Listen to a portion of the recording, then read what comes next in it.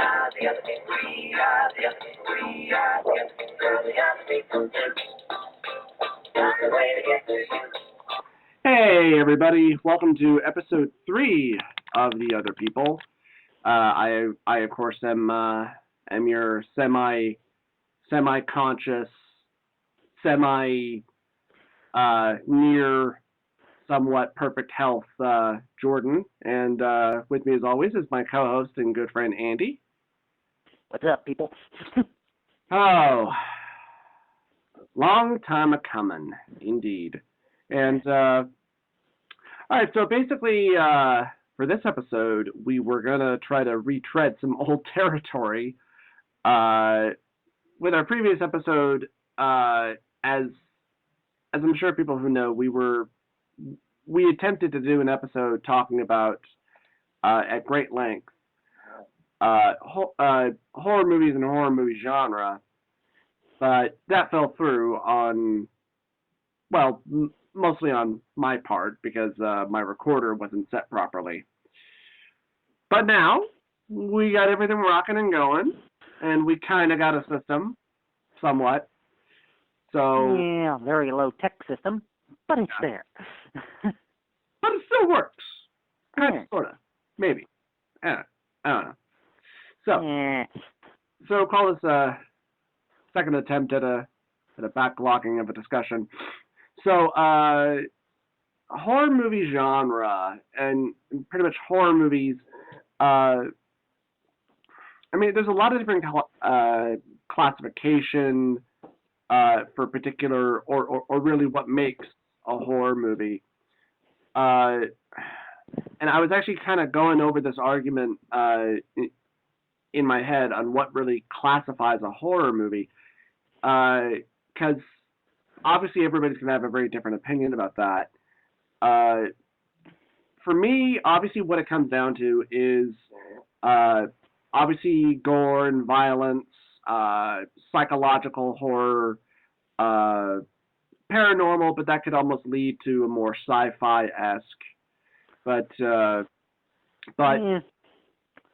mostly if it's scary and horrifying, that I know that's kind of a very limited and kind of shitty way of saying it, but that for me kind of says what a horror movie is. Basically, what the host here is trying to say is that whatever scares the shit out of you. Yeah, pretty much. And and there's a lot of different types of horror. There's the shocking horror. There's the exploitation horror.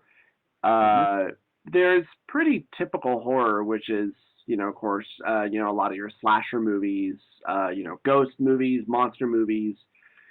I'm trying to remember. That can be both horror and sci-fi, alien or aliens.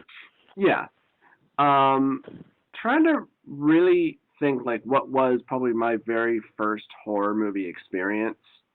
And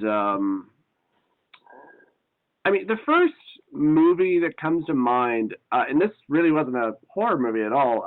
This was a movie that just scared the crap out of me as a kid. The original Disney, The Legend of Sleepy Hollow. Oh, yeah, the one with the Headless Horseman and all that stuff. Yeah. And that was a very, very simple cartoon that starts off, really simple and happy. You have songs in it. Typical Disney type cartoon. Huh? And then it just kind of gets really dark towards the end. Yeah. Now, that's not a horror movie in any case or in any term. No, that's not a horror movie. No, but it still scared you. You're a kid. Yeah. This man with a pumpkin for a head that's on fire. It scares you. Yeah. But it wasn't even just that. It was a lot of the atmosphere that they introduced. Once he enters the Sleepy Hollow woods. Mm-hmm. And the telling of the story and just the atmosphere and the mood that was what was really terrifying. And then, of course, the eventual introduction of the Headless Horseman with that terrifying laugh. And yeah. Which, I will say this, it's there for a while. It seemed like they were going towards the torture porn genre, to where all they were doing is just showing people getting hurt badly. And I'm kind of glad with like the recent releases, like the remake of Evil Dead, that they're getting back to the whole atmosphere. Thing of it. Kind of. That's something that's been missing for a while. Because what kind of started me down this original path was at one point, and this is retreading old territory. Some odd years ago, Bravo, they did this big countdown for the 100 scariest movie moments of all time. And these were from movies, some were horror and others weren't, where they were just legitimately scary or like frightening moments that happened. Like, for example, the number one moment was when Jaws first pops out of the water. I'm trying to think of other scenes. There was the tortured dentist scene from the film The Marathon Man, or or just like various other scenes, be they from movies I have never seen. Like hell, that countdown actually introduced me to a few other movies that I had never seen and then really wanted to see, like the original Black Christmas. Pretty terrifying movie. Okay, so Black Christmas, a movie I actually saw on Netflix. I don't know if it's available now anymore. But pretty simple movie about a guy who turns out, like all throughout the movie, he's hiding inside the attic of this fraternity house where all these girls are staying over Christmas break, and then slowly but surely he ends up killing just about like all the girls there. And and what was kind of unique about it was that nothing about the killer. Not only that, you don't even know what he looks like, because you never even get to see his face. Yeah, that is kind of weak, but at the same time, it does add an air of mystery to it, which sadly a lot of recent ones are kind of missing. Well, hell, I mean, for the remake of Black Christmas, or shall I say, Black Xmas. Yeah. Oh God. Because Xmas is cool. Yeah. The whole trailer for this movie just looked stupid. I mean, first of all, they decide that, okay, you know what? Not knowing anything about the killer was just plain stupid. Let's give him a full-on, ridiculous, incredibly stupid backstory. And let's see his face. It's like, yeah, because let's take away any and all mystery from the movie at all. Yeah. Yeah, okay, guys. And just made it overly ridiculous and just incredibly stupid. Well, and this kind of harkens back to like the original Halloween. Part of what made that so good is that you knew almost nothing about Michael Myers other than he was just a 10-year-old kid who, for some inexplicable reason, decided he was going to kill his sister. Yeah. Exactly. Simplicity and subtlety. Now, sometimes I can understand. It works. Sometimes you can be too simple, and you do need some complications in there. Yeah. But don't overdo it. Yeah. Don't overdo it with the complications. Don't overdo it with the simplicity. Yeah. Sometimes less is more, people. Yeah. Now, and I can understand wanting to make a character complex, but a character that's kind of already been established, and a character that so many people already know and have probably decided on, and I just don't see the point in taking a character like that and then and then deciding, well, we should show them as a child, and then show the reason why he became the way he was. Like, oh, because he was abused as a child. Yeah. Like, no, it was far more creepy when, from all outward appearances, the family was completely normal. Yeah. And there was just no explanations. Just sometime during Halloween night when he was 10 years old, he grabbed the butcher knife, walked up to the bathroom where his sister was taking a bath, I believe. Either that or she was in the bed. I'm not exactly sure. It's been a while since I've seen it. Yeah. And killed her. Yeah. And I think he killed her boyfriend, too. As I remember it, but I'm not 100% certain of it. Yeah. I'm not 100% certain on that. Yeah. As I remember, and then just walked out the front door completely cold-faced. Yeah. Yeah, pretty much. He was just straight up evil. Yeah. And that was kind of the whole premise. It's just like, he's evil. Yeah. Yeah. Yeah. Yeah, I mean, just as simply that. I mean, what more do you need? He's evil, people. Yeah. I mean, you don't need a reason for why he does these things. These horrible, horrible things. He just, he just he's does evil. it. And he does it coldly. Unlike the remake where they actually had him grunting and you could hear rage behind him. It's just like, no, it was far more creepier when he just stabbed you. Yeah. Just completely cold-faced and silently just stabbed you. Yeah. And I mean, I've really only watched maybe one of Rob Zombie's movies, and that was his first movie, House of a Thousand Corpses. And I didn't like it at all. It definitely had the creep factor going for it.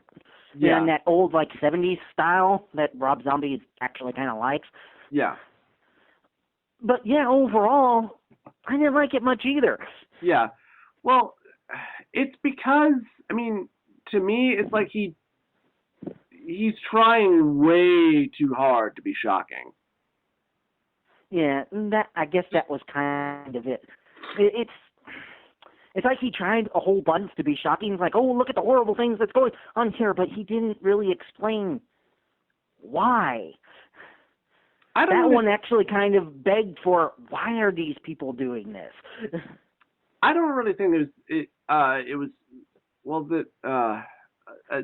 that so much of my problem with it was the why. It was that, I mean, for one thing, there were a lot of things, I mean, right away, within the first time that somebody gets brutally killed, my first thought is Texas Chainsaw Massacre ripoff, and not done very well. Just, I mean, it lacked any form of subtlety. It was just, it was it was trying to be way too upfront in your face, and there was just, it was very, very colorful. And I know it's an odd complaint, but well, yeah, especially when he decided to lift out this filter and it had a weird purple haze over everything. Mm-hmm. Yeah, that I guess that kind of harkens back to the 70s things where psychedelic. Yeah. And it's just it was just weird to me. Yeah. Well, I didn't think it served any purpose. Yeah. And I know a lot of his, or at least every one of his movies that he makes, it's always an homage or a ripoff to the 70s, because that's the era of filmmaking, or just the era in general that he loved. But, well, I mean, I don't know. Fine. There's some good films that came out of the 70s. Yeah. But do something original with it. You could do an original thing and do it in that style. Yeah. Without ripping off anybody else. Yeah. Yeah. I don't know. I mean, to me, I mean, it feels a lot like kind of the same thing that Eli Roth like tries to do a lot, where where I guess he's trying to be like what Sam Raimi did, only with no talent. At it. Yeah. Yeah. Well, and that kind of brings up another thing. It's like, just because you make everybody in your film a douchebag and you want them to die is not a good thing. No. You need them to be decent people. That way you feel horrified by what happens. You don't want to spend the first 5 minutes of the movie going like, oh, just kill these douchebags already. Yeah. Well, and I mean, characterization, to just make, all of your characters assholes who every other line or word out of their mouth is the word fag. Mm-hmm. Yeah, because that just promotes, character and just promotes the idea of like, yeah, I like these guys. Really? Yeah, no. And again, I probably have only barely seen maybe 2 of his movies, and both those movies were Cabin Fever and Hostel, and I saw a little bit of Hostel too. Of course, just from the trailer of Hostel 2, I could go, it's the same movie just with chicks. And basically in Europe instead of some third world country. Well, yeah, it was the same fucking movie. Yeah, which just shows just how much of a hack. I mean, that is a guy with just a lot of imagination. I mean, clearly, Mm-hmm. I Yeah. mean, Jesus. I mean, I will admit, I did think the ending for Hostel 2 was at least a little bit more interesting. But other than that, they were still terrible movies as far as I was concerned. Mm-hmm. Yeah. Yeah, I mean, they were torture porn, basically. Yeah. And I don't really like torture porn. I don't like people getting gutted and just ripped apart for no reason whatsoever. Yeah. It's like, it's all right if you see it. Yeah. But I want there to be a purpose behind it, not just it's happening and you should be shocked at it. Yeah. Yeah, other than the fact of, I'm using this just to, shock the ever-living crap out of you. Which brings up something else. Okay, so Bravo had their 100 scariest movie moments of all time. A couple of years later, they did a sequel or follow-up to it called like the 50 more most terrifying moments. Uh-huh. And the problem with it was that a lot of the movies that they had on that list were movies that were popular at the time. So movies like Saw and Hostel were on that list. It's like, those aren't scary movies. Those are shocking movies. There's a big fucking difference. Shocking, is, like, watch any horror movie and you got a scene where somebody, is like getting stabbed viciously or whatever, and you're just going, oh, ew, oh, God. That's shocking. That's not terrifying. Yeah. That's shocking. It's kind of what they disturbing. used to call way back when a thriller. Yeah. Something that's just there to shock you and get your adrenaline pumping. Yeah. It's not really meant to scare you. Yeah. Alfred Hitchcock, way back then, was the king of doing a thriller-style movie. Yeah. Yeah, and I just find it, just ridiculous and just kind of wasteful that, I mean, the first Saw movie, I mean, the reasons, for all those people had a getting good tortured, premise to it.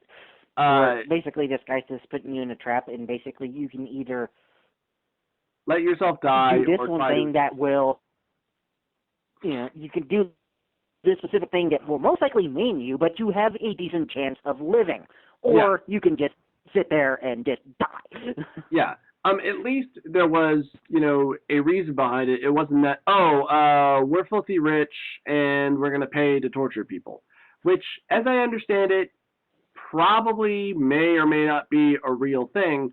But from what I understand about it, it's not that, they grab these American tourists, and then you can torture them. Mm-hmm. No, they probably do that to people that, that they know for a fact. Like, they're like third world kids that basically no one gives a shit about. Yeah. The runs of society that really no one gives a shit about. Now, that would be a more interesting movie. If it was something like that was going on, that also raised this moral question, but it doesn't do that. Instead, it's a bunch of douchebag frat boys that. Yeah. Yeah, that are going around looking to party, think that they kind of deserve what's going to happen to them. Yeah. Yeah. Yeah, and somehow you're supposed to care about these guys. Yeah, and you don't. I've tried to watch Hostel at least 3 times, and I couldn't get past the first 5 minutes of it because I just didn't care. Yeah. Yeah. But what was probably the first horror movie that you think you probably ever watched? I know in our past one I said the Bela Lugosi's Dracula.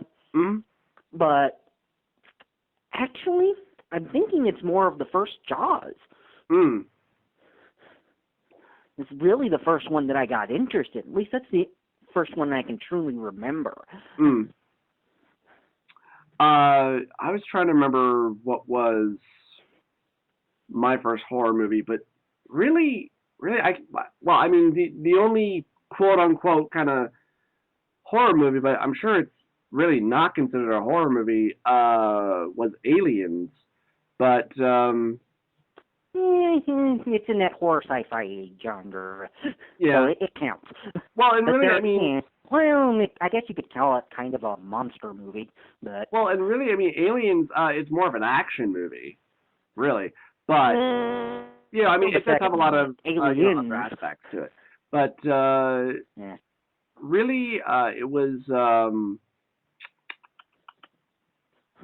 it might have been either one of the Nightmare on Elm Street movies, or The Exorcist, or maybe the original Texas Chainsaw Massacre were probably one of the original horror movies that I sat down and watched with my sister from beginning to end. The Exorcist, I actually sit down recently and actually watched the entire movie for the first time. Yeah, that first half, before the possession, it's really terrifying and really kind of nerve-wracking. Mm-hmm. And then when she's actually possessed, it's hilarious. It's and I don't mean to say that to make fun of the movie or anything. It was just legitimately hilarious. Like all the horrible shit that she was saying to everybody, and let Jesus fuck you! Let Jesus fuck you! It's like, Jesus Christ! Yeah.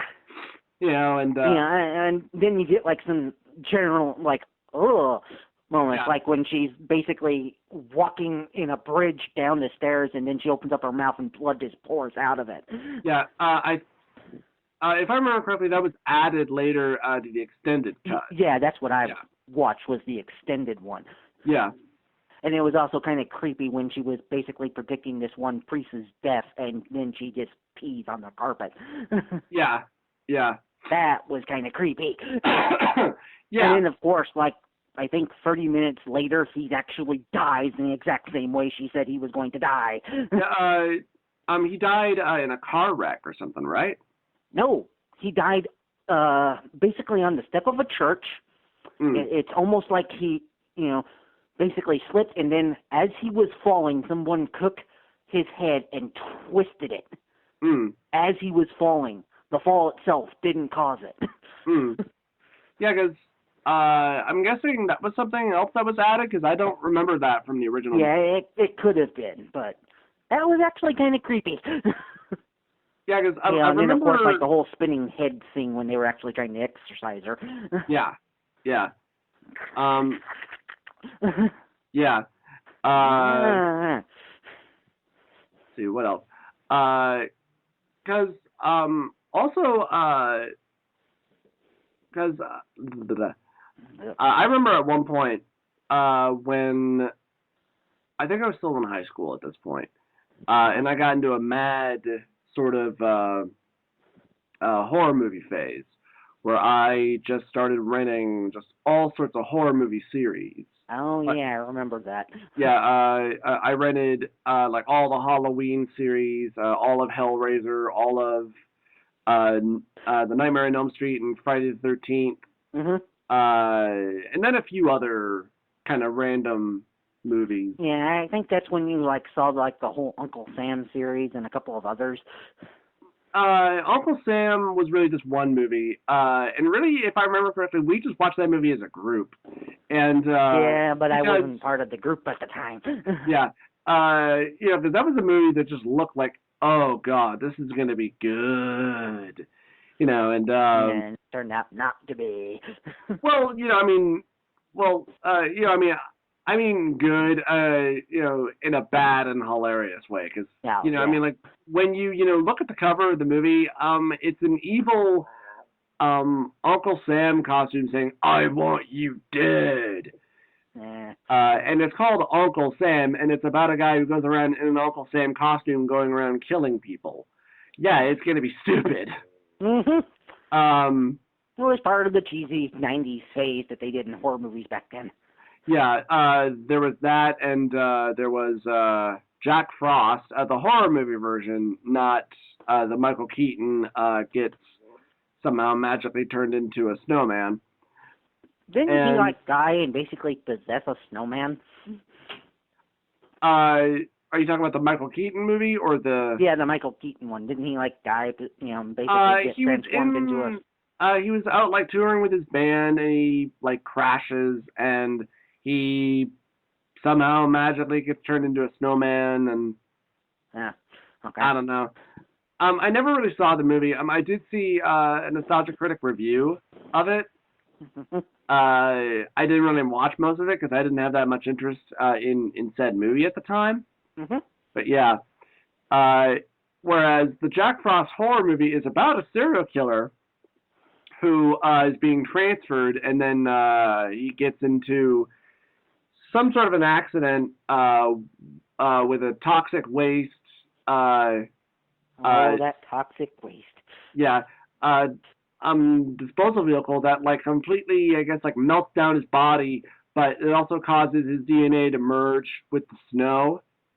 So he then turns into a living snowman that has the power to manipulate ice and snow and shit. And Mhm. yeah, it was pretty cheesy and terrible and funny and Mhm. yeah, pretty typical. Yeah. And then there was another one that I wasn't able to watch because the VHS quality on the tape was so shitty, called Ice Cream Man. Oh yeah. I believe you told me about that one time. Yeah, that movie was weird. Well, it just started off weird, where it starts off kind of 50 style black and white. This ice cream truck is driving down. He pulls over and starts handing out ice cream, and then a mob hit squad shows up and murders him. Why would a mob hip I squad don't go up know. and murder an ice cream man? I don't know. Maybe Was he like a owed federal somebody witness money or something? I mean, I don't know. I don't know.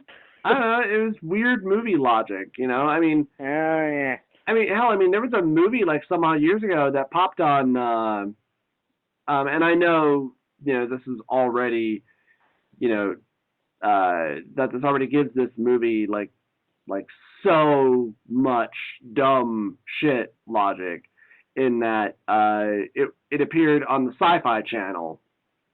It was called Death Machine, and I remember it being advertised because the actor in it was Brad Dourif, I believe, the guy from the Lord of the Rings movies at the time. Mhm. And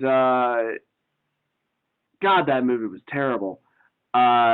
He's some scientist who works for this corporate, like military-making corporation. Evil corporation. Yeah, basically. And he goes nuts, and there's this new girl who's working there that he's madly in love with, apparently. I want to bone her. Excuse me. And so he releases this the death machine, basically, to get her, and at the same time these weird extremists break in for some reason, plot convenience. But what was just so dumb for this movie at this one final point, they called the cops, right? These people that were being hunted down by the death machine. And they somehow managed to finally kind of get out of the building. This one cop shows up. One cop. We're being tracked down by a death machine. Send help! They didn't think to send the SWAT team? No. But no, see, that's not the dumb part. The cop shows up, right? He's pointing his gun at them. And they say to him, like, we called you! And da-da-da. And the cop says, I don't care. And he shoots one of them. Okay. And then the death machine, it jumps out of a window, and it's about to land and basically kill the cop. And just before he does, and the cop's voice sounds like it was horribly dubbed over. Uh-huh. The cop says, just before he dies, "Holy donuts." Says it exactly like that, and then he dies. And it's just, what the fuck? Yeah. What in the actual fuck? And this is nearly probably more than halfway through this movie already at this point. Yeah. And it's like they thought that if they actually had him say that, it would somehow be funny, and it's not. I don't know. I mean, it's like you wonder sometimes, like, what are they going for certain movies like this? Where it seems like sometimes it's meant to be taken seriously and then it's not. And I don't know, but it's it's bad to poor movie logic. What do you expect? Yeah. Well, and it also just kind of goes with the fact that Sci-Fi just makes shit. Mm-hmm. Or Sci-Fi Channel, anyway. They make shit. Yeah. As has been proven by each and every one of their Sci-Fi original movies. Giant shark versus giant octopus. And oh, yeah, and their latest one, Sharknado. Yeah. Yeah. What the fuck? Where a tornado apparently picks up a bunch of sharks. Somehow they live through the tornado, and they start killing people. Throwing sharks at people. Yeah, it's just like, science, like, A, that's a scientific impossibility because the sharks would be torn to shreds. well, yeah. But, and Andy, B, the sharks would have suffocated. Well, Andy, dude, it's a movie, man. You gotta just leave your brain at the door. Now, for a dumb movie God plot, damn it! Now, and like, you for can make a good movie. I can forgive some dumb shit in a movie. Yeah. But that type of shit, even a third grader knows that's impossible. Yeah. I mean, now, and obviously, it's just meant to be a really, really stupid movie. Obviously, with a title and a premise like that. Mm-hmm. I don't know. I mean, wow. Yeah, and I can wow. I can certainly see that, and I would probably watch it like in a group of friends and just laugh at the damn thing. But yeah, still. Yeah. Yes. And there was also, of course, the Leprechaun series, but yeah, that movie was. Those, I don't know. I mean, those movie series, just to begin with, started off as being pretty weird and shitty, Actually, the second one wasn't that bad. At least they actually had a good backstory to it, unlike the first one. Yeah, well, And like, at least they seem to actually try with the second one. yeah, I mean, somewhat. I mean, kind of my problem with the Leprechaun movies was that they kept on changing a lot of the rules, from like movie to movie. And of course, the fact of like, it's a leprechaun. Why are you so and that was kind of my overall problem later on with the Chucky movies. It was like, it's a doll. You have something that's of midget height and is chasing you. Just kick your it. ankles. It's like, oh yeah? Yeah, just kick the shit out of it. Problem solved. You could boot the damn thing. I mean... Yeah. I mean... it's like the first one's like, okay, yeah, I could see where it was kind of scary because it was a little kid at the time. But by the time you get to the fourth one, he's practically an adult. You gotta just kick the damn thing. Yeah, well, and and like those movies, they just kept on going and going and going, and then oh yeah, and and they're still going, and really, I mean, they're probably treated as more of a comedy at this point. I mean, really. Yeah. But but getting back, it's kind of like the Nightmare on Elm Street series. It's like the first you forgot about the Power Glove. First 3 films were actually kind of scary and kind of had that whole psychological thing, especially the first 2. Yeah. But by the 4th one, he just started getting more and more comical. Yeah. And the deaths just got more and more elaborate. Yeah, and sillier and such. Yeah. It's again. I mean, I don't know what kind of a problem that you would call that. Maybe it was people that were latching on to the idea of like after every one of his kills, he would, sometimes have like some sort of a witty line, that he would say. Yeah, kind of like a one-liner type thing. I think they just kind of latched on to that for some reason. Yeah, and then just really stretched it out. Yeah. Well, I'm not so sure it was necessarily them or it was like the teenagers that were actually watching the movies. Yeah. Even though they shouldn't have been. Yeah. Well, hell, I mean, it's along with the argument of, hell, I don't know if you heard this story, but a while ago there was a story of this little kid who was playing one of the Grand Theft Auto games where after he got done. Is this the one where he like goes out, steals his grandmother's car, and then blames it on Grand Theft Auto? No. He somehow got hold of a gun and shot and killed his grandmother. Oh. And of course, media and everybody just starts saying like, oh, well, Grand Theft Auto made him do it. And like there wasn't anybody asking, how did a 9 or a 10-year-old get hold of a handgun? Mm-hmm. So easily. Nobody's going to ask that question.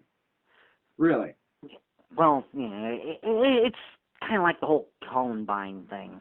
Yeah. It's like, when that happened, they were just like, how could this happen? And it's like, how couldn't they have known? Simple. They didn't pay a fucking attention to them. Yeah. Someone, somewhere, had an inkling. Surely their parents, if they had paid any fucking attention to these kids, would have realized, hey, they've got problems that we should be dealing with. Yeah. I thought it was so funny how at the same time they were just latching on to whatever kind of blame that these, kids happen to be into or happen to like, they played a lot of the Doom video games. That's blame Doom and video games and comics and the music they listen to. Just like, so? Jesus. And I was just sitting there thinking, I play all that stuff, and I'm not going around killing my classmates, grant you. I've had a couple of fantasies where I did, but I never acted on them. Yeah. Yeah, exactly. I mean, because high school is a horrible, horrible place. It is, but it's not exactly something. If you let it, it will ruin your life. Yeah. But and then of course, there were like a couple of adults that actually said to me, it's like, this is going to be the greatest time in your life. It's like, really? That sucks. Yeah. Yeah. Well, in some cases it is, and in some cases it's not. Well, yeah, if you're like a jock or a cheerleader or like a valedictorian, someone who's fairly popular, who the teachers basically bend over backwards so that they can fuck them in the ass. Yeah, pretty much. But for everybody else, it sucks. Well, and what's always kind of funny about that is with those kind of stories about the people that are, overwhelmingly popular in high school, that's their high point. After that, it's nothing but lows. Mm-hmm. Because they're not the popular, cool guy that they were. They're not in school. And then, of course, all the nerds that they used to pick on are now having $1 million jobs. Well, we're not, though. Yeah, some of them do. Some of them found companies like Apple and Microsoft. Yeah. And we've gotten a little off topic now. Well, yeah, but that's what we do. That's what we do, yo.